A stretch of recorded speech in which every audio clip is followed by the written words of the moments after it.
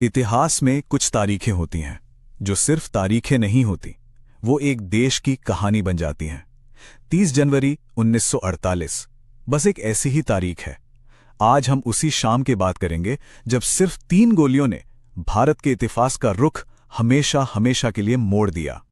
सोचिए, जगह है नई दिल्ली का बिरला हाउस। तारीख 30 जनवरी 1948। देखने में तो एक बिल्कुल आम सी शाम थी, लेकिन कोई नहीं जानता था कि ये शाम इतिहास की सबसे दर्दनाक शामों में से एक होने वाली है, क्योंकि इसी शाम भारत अपने बापू को खोने वाला था। और यकीन मानिए, सब कुछ सिर्फ 5 मिनट के अंदर हो गया। घड़ी पर वक्त था शाम के 5:12। गांधी जी अपनी रोज की तरह प्रार्थना सभा के लिए जा रहे थे। ठीक 3 मिनट बाद 5:15 पर भीड़ से एक आदमी उनकी तरफ बढ़ा और ठीक 5:17 पर 3 गोलियों की आवाज ने उस शाम की खामोशी को हमेशा के लिए तोड़ दिया। सिर्फ 3 गोलियां, लेकिन ये 3 गोलियां किसी एक इंसान के शरीर पर नहीं लगी थीं। ये लगी थीं एक नए नए आजाद हुए देश के दिल पर।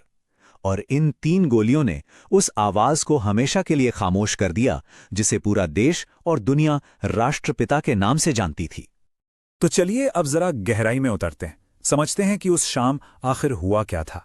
गोली चलाने वाला वो शख्स कौन था, और सबसे बड़ा सवाल, उसने ऐसा क्यों किया। उस शख्स का नाम था नाथूराम विनायक गोडसे। वो एक हिंदू राष्ट्रवादी था और अपनी विचारधारा को लेकर बेहद कट्टर था। उसकी अपनी नजरों में ये कोई हत्या नहीं थी, बल्कि देश के भले के लिए उठाया गया एक जरूरी कदम था। लेकिन सवाल तो यही है ना, कि कोई इतना बड़ा कदम आखिर क्यों उठाएगा। ऐसी कौन सी विचारधारा हो सकती है जो किसी को राष्ट्रपिता की हत्या तक ले जाए। आखिर गोडसे के दिमाग में चल क्या रहा था। देखिए, गोडसे की सोच पर 2 बड़े संगठनों का असर माना जाता है। एक था हिंदू महासभा और दूसरा राष्ट्रीय स्वयंसेवक संघ यानी आरएसएस। हाँ, ये बात भी है कि आरएसएस हमेशा से कहता आया है कि हत्या के समय गोडसे उनका कोई एक्टिव मेंबर नहीं था, लेकिन ये तो साफ है कि उसकी जो विचारधारा थी वो इन्हीं संगठनों की सोच से बहुत ज्यादा प्रभावित थी। जब गोडसे पर केस चला तो उसने कोर्ट में अपनी वजहें बिल्कुल साफ साफ बताईं। उसका मानना था कि गांधी जी की जो नीतियां हैं वो मुसलमानों के लिए ज्यादा नरम है और इससे हिंदुओं का नुकसान हो रहा है। वो एक बात से बहुत ज्यादा नाराज था, जब भारत सरकार ने पाकिस्तान को 55 करोड़ रुपए देने का फैसला किया था और उस फैसले के लिए गांधी जी अनशन पर बैठ गए थे। तो असल में ये भारत के भविष्य को लेकर 2 बिल्कुल अलग अलग विचारों की सीधी टक्कर थी। एक तरफ थे गांधी, जो अहिंसा और सभी धर्मों को साथ लेकर चलने की बात करते थे, और दूसरी तरफ थी गोडसे की सोच, एक ऐसी आक्रामक राष्ट्रवादी सोच जो गांधी की अहिंसा को देश की कमजोरी समझती थी। पर सवाल ये उठता है कि क्या गोडसे अकेला था। मतलब, क्या इतना बड़ा प्लान, एक राष्ट्रपिता की हत्या, कोई एक इंसान अकेले कर सकता है, या फिर इसके पीछे एक बहुत बड़ी साजिश थी। और बस यहीं से पूरी कहानी एक अकेले आदमी से हटकर एक बड़ी साजिश की तरफ घूम जाती है। अब इन्वेस्टिगेटर्स ने इस पूरी साजिश की परतें खोलनी शुरू कर दी, और जब जांच आगे बढ़ी तो पता चला कि इसमें कुल 9 लोग आरोपी बनाए गए। 9 लोग। ये नंबर ही अपने आप में ये बताने के लिए काफी है कि ये सिर्फ एक आदमी के गुस्से का नतीजा नहीं था। नहीं, ये एक पूरी सोची समझी प्लानिंग थी। इस पूरी साजिश में वैसे तो कई नाम थे, लेकिन 3 चेहरे सबसे अहम थे। पहला, जाहिर है, नाथूराम गोडसे, जिसने गोली चलाई थी।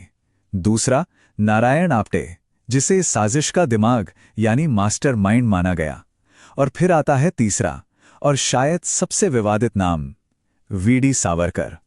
उन पर आरोप था कि इस साजिश के पीछे वैचारिक प्रेरणा उन्हीं की थी। हालांकि कोर्ट ने उन्हें सबूतों की कमी की वजह से बरी कर दिया था। इसके बाद जो शुरू हुआ वो था आजाद भारत के इतिहास का शायद सबसे बड़ा और सबसे चर्चित मुकदमा। और जगह भी क्या चुनी गई? दिल्ली का ऐतिहासिक लाल किला। वही लाल किला जो अब न्याय का गवाह बनने जा रहा था। और ये पूरा प्रोसेस बहुत तेजी से चला। देखिए, मई 1948 में ट्रायल शुरू हुआ। बस 9 महीने के अंदर फरवरी 1949 तक फैसला भी आ गया, और उसी साल 15 नवंबर को सजा भी दे दी गई। लेकिन इस पूरे ट्रायल की सबसे अजीब, सबसे हैरान करने वाली बात थी खुद गोडसे का रवैया। उसने हत्या की ये बात तो उसने तुरंत मान ली, लेकिन उसने इसे जुर्म मानने से साफ इनकार कर दिया। बल्कि उसने तो कोर्ट को ही एक स्टेज बना लिया और अपने काम को सही साबित करने के लिए घंटों तक एक लंबा चौड़ा विवादित बयान दिया। लेकिन गोडसे की दलीलों का अदालत पर कोई असर नहीं हुआ। फैसला बिल्कुल साफ और सीधा था। नाथुराम गोडसे और नारायण आप्टे दोनों को हत्या और साजिश का दोषी करार दिया गया और सजा मौत। और फिर 15 नवंबर 1949 की सुबह अंबाला सेंट्रल जेल में दोनों को फांसी दे दी गई। इसी के साथ इस कहानी का कानूनी चैप्टर तो खत्म हो गया। लेकिन क्या कहानी सच में यहीं खत्म हो गई? नहीं, बिल्कुल नहीं।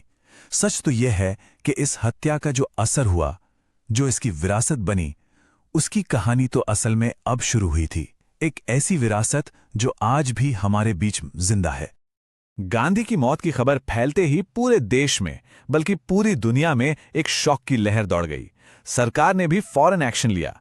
कई कट्टरपंथी हिंदू राष्ट्रवादी संगठनों पर शिकंजा कसा गया। आरएसएस पर भी बैन लगा दिया गया, हालांकि वो बैन बाद में हटा लिया गया था। और हां, देश के सभी बड़े नेताओं की सिक्योरिटी भी अचानक बहुत ज्यादा बढ़ा दी गई। और आज देखिए, इतने दशकों बाद इस कहानी के ये दोनों किरदार दो बिल्कुल अलग सिरों पर खड़े हैं। एक तरफ है महात्मा गांधी, जो पूरी दुनिया के लिए शांति और अहिंसा का सबसे बड़ा सिंबल बन गए, और दूसरी तरफ हैं नाथुराम गोडसे, जो आज भी भारतीय राजनीति में एक बहुत ही कॉम्प्लेक्स और कह सकते हैं विवादित शख्सियत बना हुआ है। और यही तो आज का सबसे बड़ा सवाल है। एक तरफ शांति का वो प्रतीक जिसे पूरी दुनिया मानती है, और दूसरी तरफ वो राष्ट्रवादी जिसने उनकी हत्या की। आखिर ऐसा क्या है कि इन दोनों की विरासत आज भी हमारे समाज और हमारी राजनीति में इतनी उलझी हुई है? शायद इस पूरी कहानी का सबसे बड़ा पैराडॉक्स यही है ना, कि हिंसा के एक एक्ट ने अहिंसा की विरासत को और भी ज्यादा मजबूत कर दिया। मतलब जिस विचार को खत्म करने के लिए 3 गोलियां चलाई गईं, वो विचार उन गोलियों की आवाज के बाद पहले से भी कहीं ज्यादा बुलंद हो गया। ये सच में सोचने वाली बात है।